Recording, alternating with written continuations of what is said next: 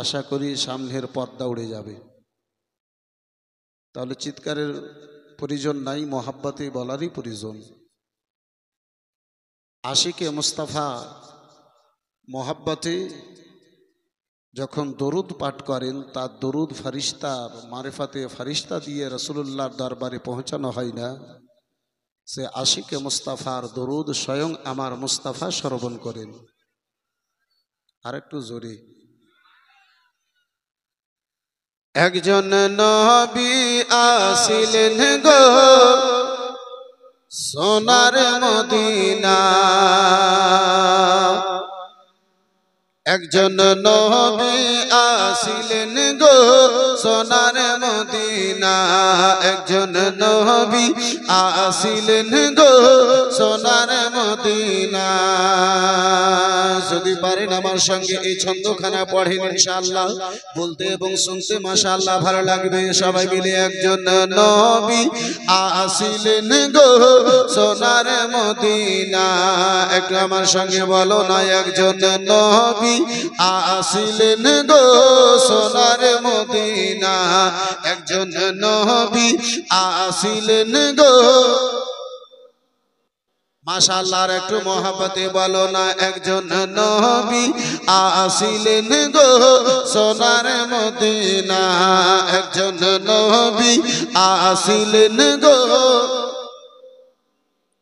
যার উপর দরুদ পড়ে, যার উপর দরুদ পড়ে খুদের পানা, একজন নবী আসিলেন গো সোনার মদিনা, একজন নবী আসিলেন গো সোনার মদিনা।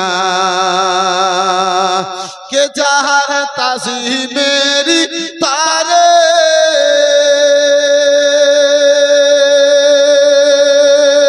কাবা ঝুঁকে সেজদা করে, আরেকটু জোরে। যাহার তাজিমেরি তারে ও গো কাবা ঝুঁকে সেজদা করে, তিনি আমার নূরের নবী, তিনি আমার নূরের নবী, শাহে মদিনা, একজন নবী আসিলেন গো। মাশাআল্লাহ, আর একটু মহব্বতে, একজন নবী আসিলেন গো সোনার মদিনা, একজন নবী। আমরা যারা নবী পাগল,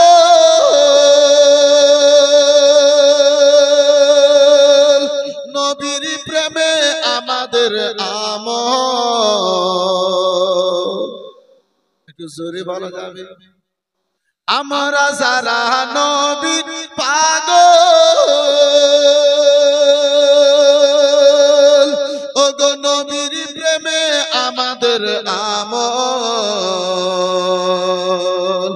সে নবীর প্রেমে মোরা, সে নবীজির প্রেমে মোরা পাবো খোদার ঠিকানা, একজন নবী আসিলেন গো সোনার মদিনা, একজন নবী সোনার মদিনা, একজন নবী আসিলেন গো সোনার মদিনা। যার উপর দরুদ পড়ে, যার উপর দরুদ পড়ে খুদের পানা, একজন নবী আসিলেন গো সোনার মদিনা, একজন নবী আসিলেন গো। আর ইন্তেকালের পর খবর,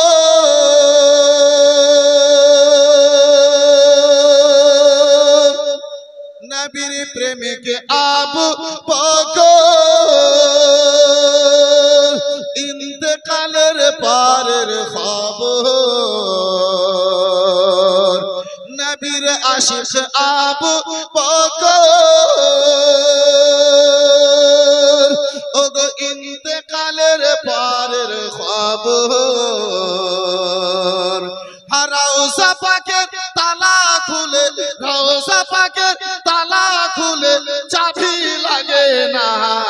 একজন নবী আসিলেন গো। আর একটু মোহাব্বতে সবাই মিলে, একজন নবী আসিলেন গো না, একজন নবী আসিলেন গো সোনার মদিনায়, একজন নবী আসিলেন গো।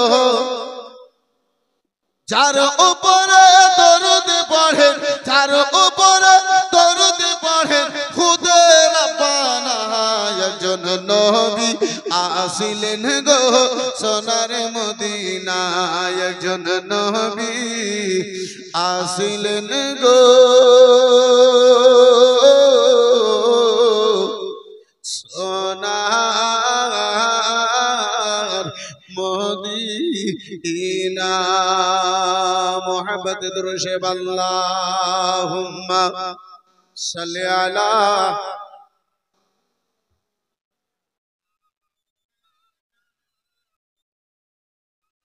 ওয়া আলা আলি সাইয়্যিদিনা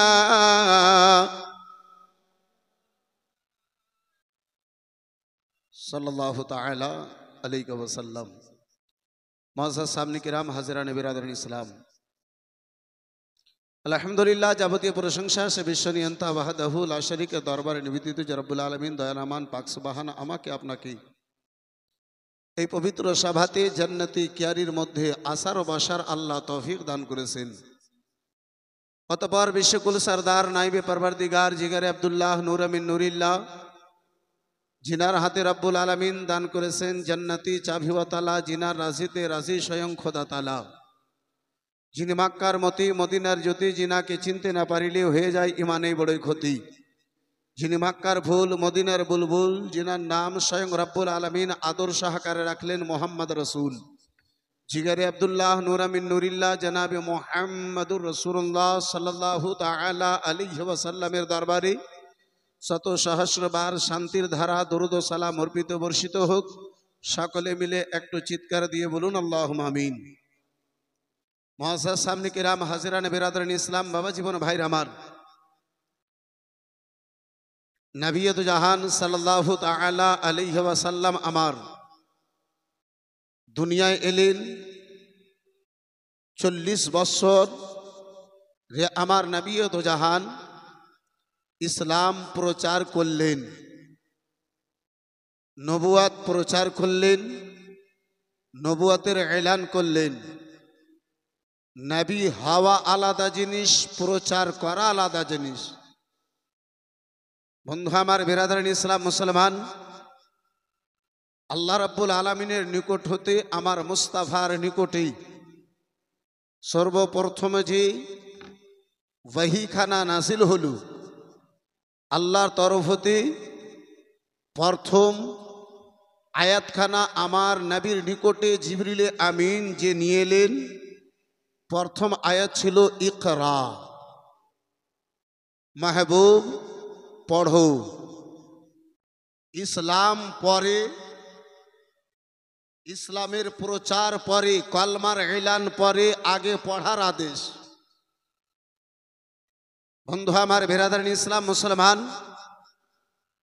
নামাজ ফরজ পরে হয়েছে, পড়ার আদেশ আগে। রোজা আমার আপনার উপরে পরে ফরজ, শিক্ষা অর্জন করার আদেশ আল্লাহ আগে দিচ্ছেন।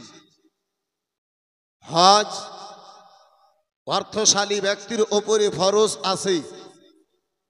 এই বেরাদার মুসলমান, হজ ফরজ পরে হলো, পড়ার আদেশ আগে। যাকাত, যাকাতের ফারজিয়াতের হুকুম আদেশ বন্ধু আমার বিরাদরান ইসলাম পরে।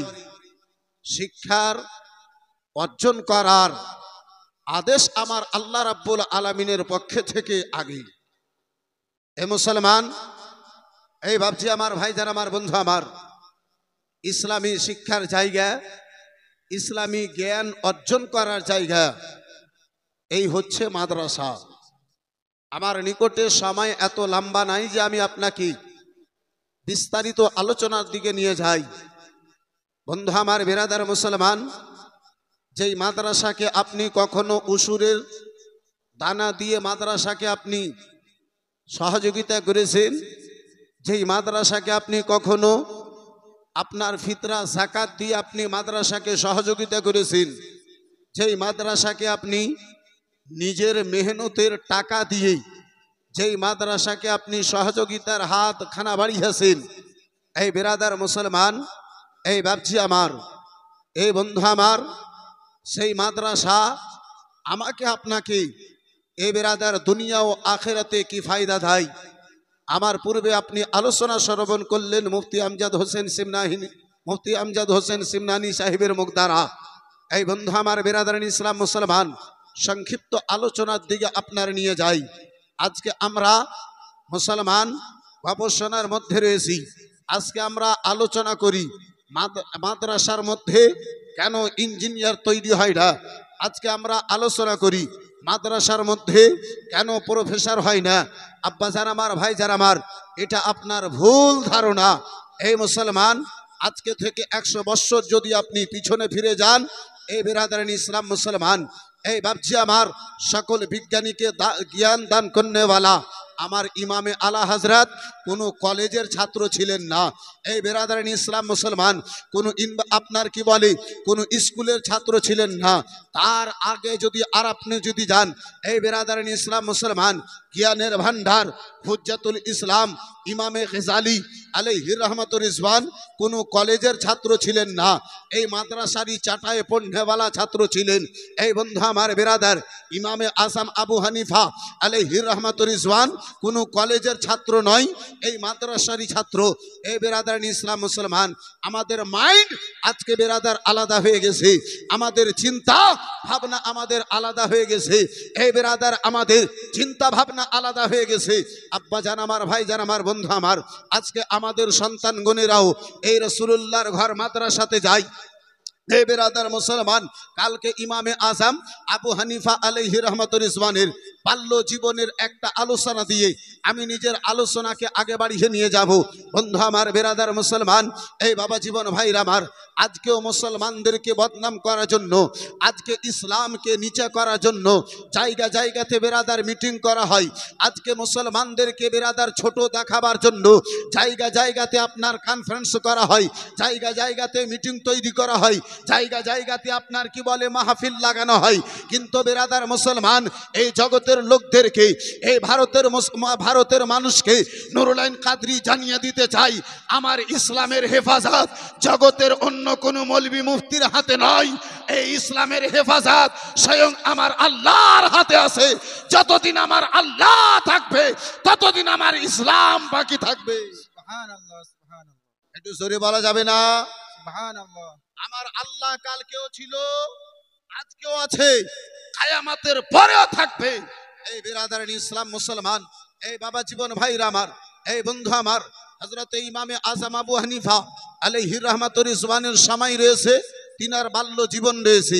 মাদ্রাসা থেকে বেরাদার মুসলমান, এই বাপজি আমার, আপনার ইসলামী জ্ঞান অর্জন করে ইমামে আজম আবু হানিফা আলাইহির রহমাতুর রিজওয়ান বাড়ির দিকে চলেছেন। বেরাদার মুসলমান, একখানা রাস্তা তারে দেখেন গো, একখানা মাহফিল লাগানো রয়েছে।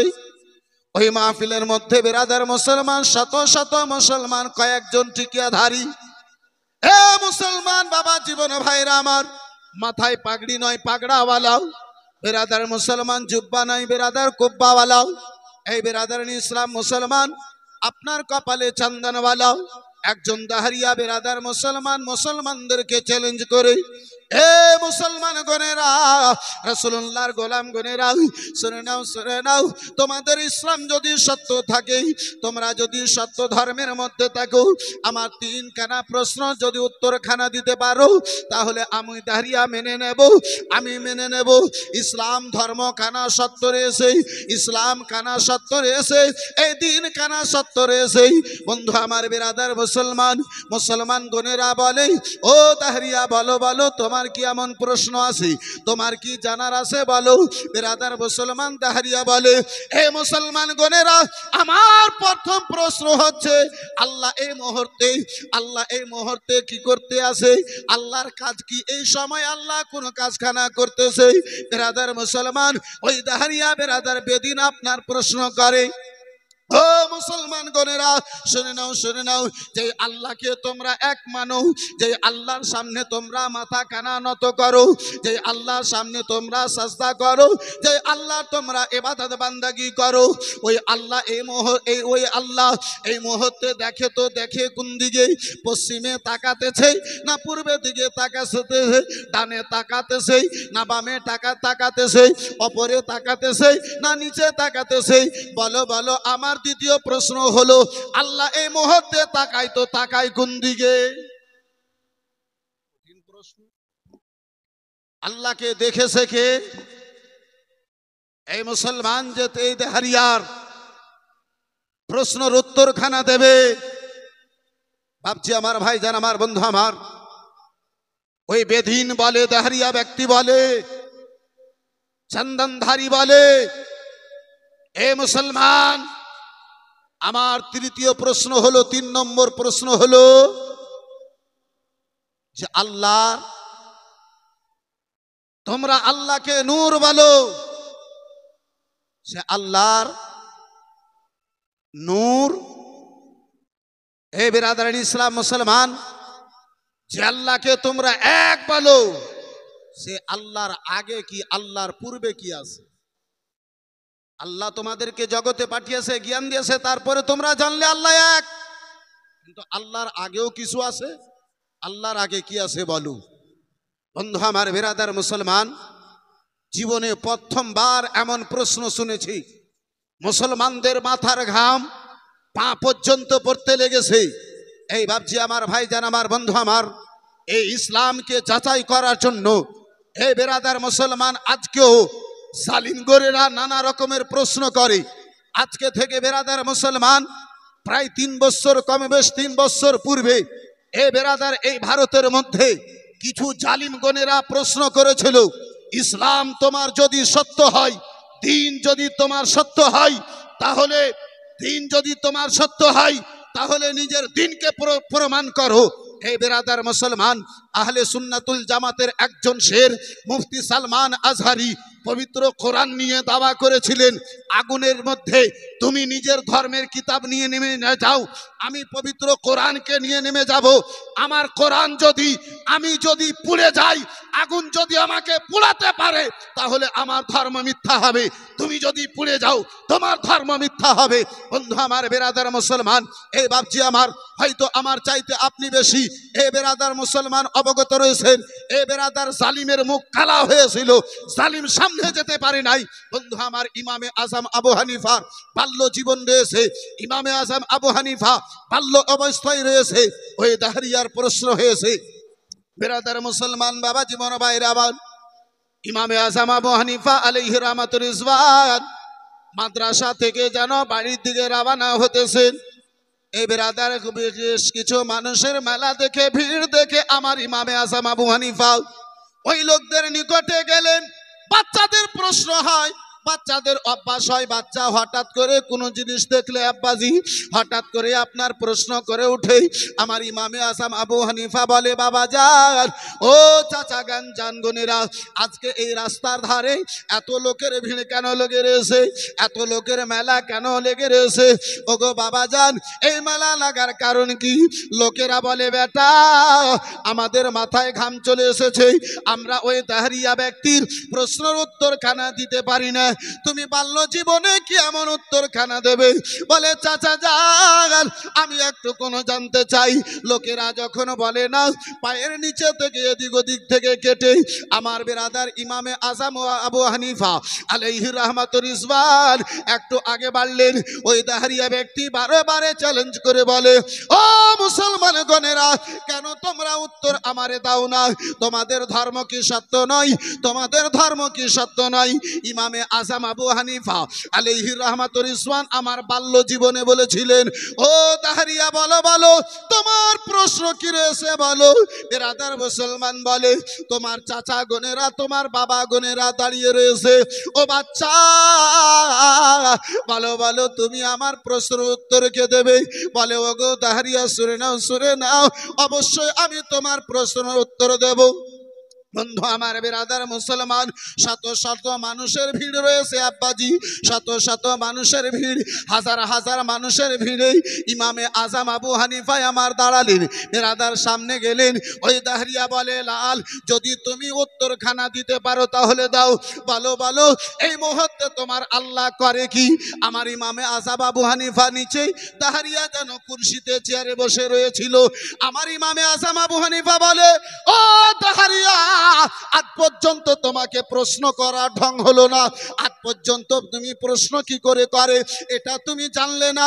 বেরাদার দাহরিয়া বলে, বেটা ও ছেলে বলো বলো ছোট মুখে এত বড় বড় কথা কেন বলো। বলে, যে প্রশ্ন করে সে নিচে হয়, যে প্রশ্নের উত্তর দেয় সে চেয়ারের ওপরে হয়। প্রশ্নের উত্তর দেনেওয়ালা নিচে, প্রশ্ন লেনেওয়ালা ওপরে। এটাই কোথায়কার তোমার শিক্ষা। যদি তোমাকে প্রশ্নের উত্তর নিতে হয় তাহলে তুমি নিচে নামো, আমি যখন দেব আমি ওপরে যাব। বেরাদার মুসলমান বাবা জীবন ভাইরা আমার, ওই দাহরিয়া বলে, আমি নিচে গেলে তুমি উত্তর দেবে। বলে, হ্যাঁ হ্যাঁ আমি উত্তর দেব, শর্ত একটাই, আগে তুমি নিচে এসো, আমাকে চেয়ারে যেতে দাও। এই বেরাদার ইসলাম মুসলমান, ইমামে আজম আবু হানিফার কথাই ওই দাহরিয়া ব্যক্তি বেরাদার নিচে এলো। ইমামে আজম আবু হানিফা আমার চেয়ারে এলেন। বলে, বেটা বলো এবার তুমি আমার প্রশ্নের উত্তর দাও। আমার প্রথম প্রশ্ন ছিল, তোমার আল্লাহ এই মুহূর্তে কি করতেছে। আমার ইমামে আজম আবু হানিফা আলাইহি রাহমাতুর রিজওয়ান বলে, আমার আল্লাহ পবিত্র কোরআনে বলেছে, ওয়া তুইজ্জু মান তাশা ওয়া তুযিল্লু মান তাশা।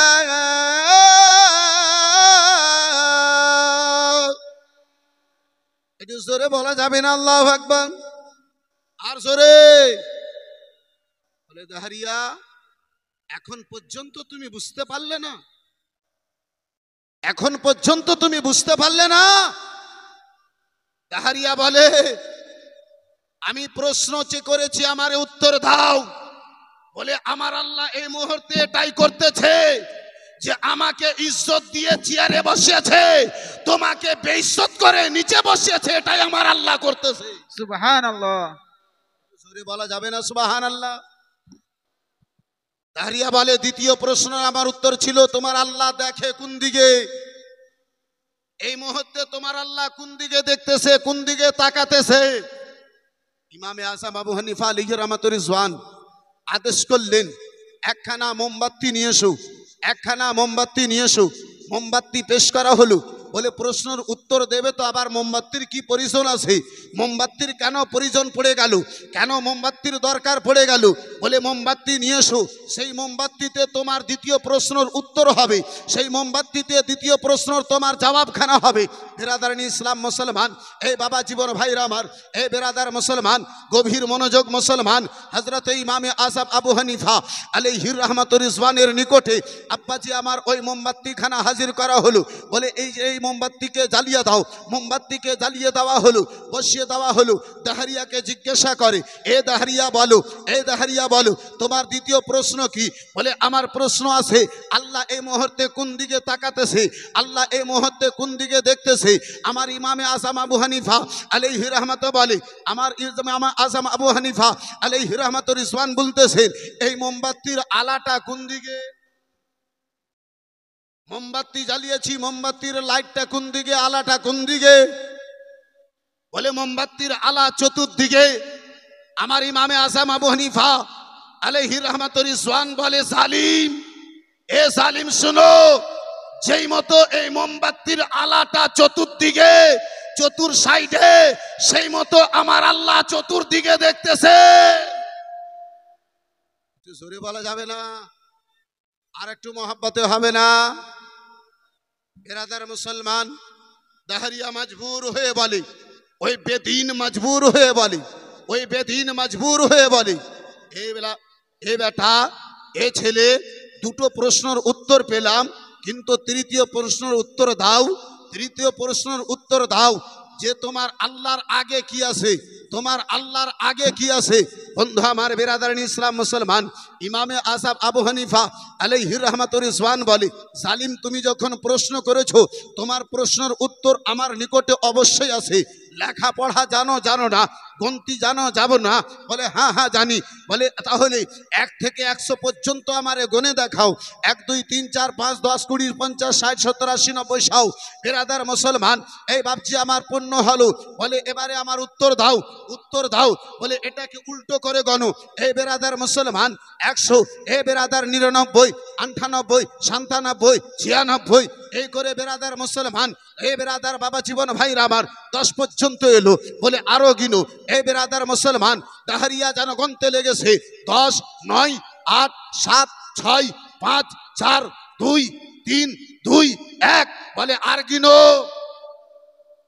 গনতি বাড়াও। দাহরিয়া চুপ। বলে গনো। দাহরিয়ার জবানে কোনো, মুখে কোনো জবান নাই, শব্দ নাই। বলে এখান থেকে গন্তি শেষ, একের পরে কিছু নাই, গণবো কি? আমার ইমামে আযম আবু হানিফা বলে, জালিম যেই মতো তোর গন্তিতে একের আগে কিছু নাই, সেই মতো আমার আল্লাহর ববরে কিছু নাই। সুবহানাল্লাহ, সুবহানাল্লাহ।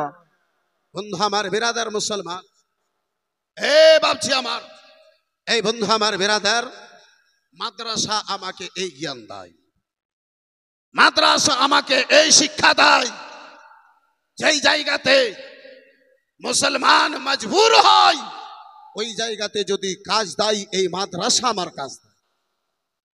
বন্ধু আমার বিরাদারানি ইসলাম মুসলমান, এই ভাবছি আমার আজকে থেকে বন্ধু আমার বিরাদার, এই মুসলমান 70-80 বছর পূর্বে এই ইসলামকে যখন চতুর্দিক দিয়ে আপনার মজবুর করানো হওয়ার চেষ্টা করানো হয়েছিল, ওই মুহূর্তে ইসলামকে, এ বিরাদার রাসূলুল্লাহর শরীয়তকে টিকিয়ে রাখার জন্য নবী মুস্তাফার এক গোলাম বারেলির জমিনে পয়দা হয়েছিলেন ইমামে আলা হযরত।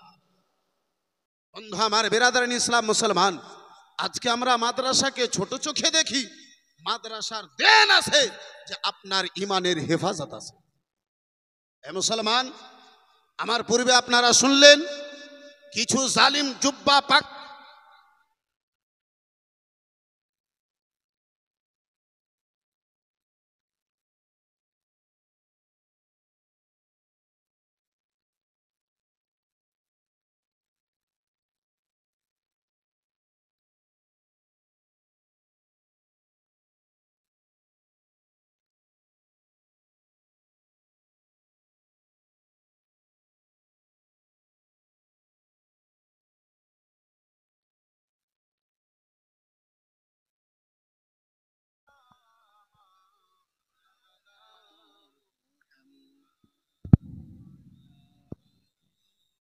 سيدنا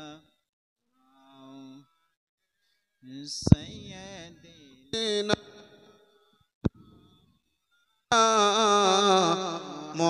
মুহাম্মদ সাল্লাল্লাহু তাআলা আলাইহি ওয়াসাল্লাম কে ভালোবাসার জায়গা মদিনা, ভালো লাগার জায়গা মদিনা।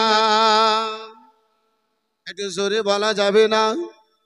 মোহাব্বত যদি বেদার হয় আমার সঙ্গে বলিলেন, ভালোবাসার জায়গা মদিনা, ভালো লাগার জায়গা মদিনা, ভালোবাসার জায়গা মদিনা, ভালো লাগার জায়গা মদিনা। এত সুন্দর জায়গা কোথাও দেখি না, এত সুন্দর কোথাও দেখি না।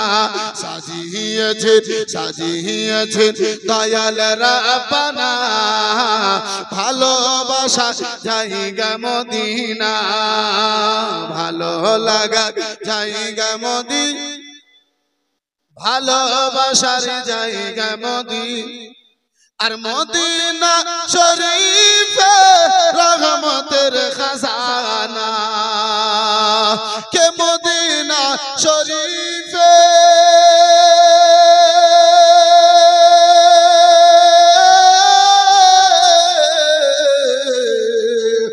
মদিনা শরীফে রহমতের খাজানা মদিনা শরীফে রহমতের খাজানা আশিক ছাড়া কেউ বুঝে না ভালোবাসা জায়গা মদিনা মোহাব্বতে ভালোবাসা জায়গা মদিনা ভালো লাগা মাশাআল্লাহ ভালোবাসার জায়গা মদিনা ভালো লাগার জায়গা মদিনা একদিন কবরে যাব কেউ তো যাবে না আর একদিন কবরে যাব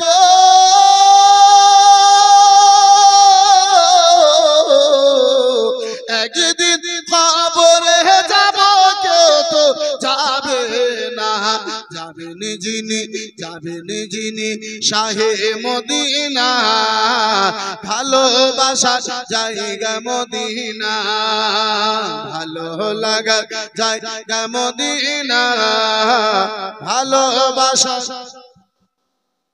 বন্ধু আমার বিরাদার মুসলমান বাবা জীবন ভাইরা আমার এ বিরাদার মুসলমান বাবা জীবন ভাইরা আমার আসুন আব্বাজি আমার বিরাদার মুসলমান সময়ের অভাব আব্বা একটু কোনো আগে বাড়তে চাই ওই মদিনাতুল মুনাওয়ারায় বন্ধু আমার হযরতে উসমানে গনি রাদিয়াল্লাহু তাআলা আনহুর বাড়িতেই হযরতে উসমানে গনিকে আমার আল্লাহ রাব্বুল আলামিন দিনার ব্যবসায় বরকত দিয়েছেন আব্বা উসমানে গনি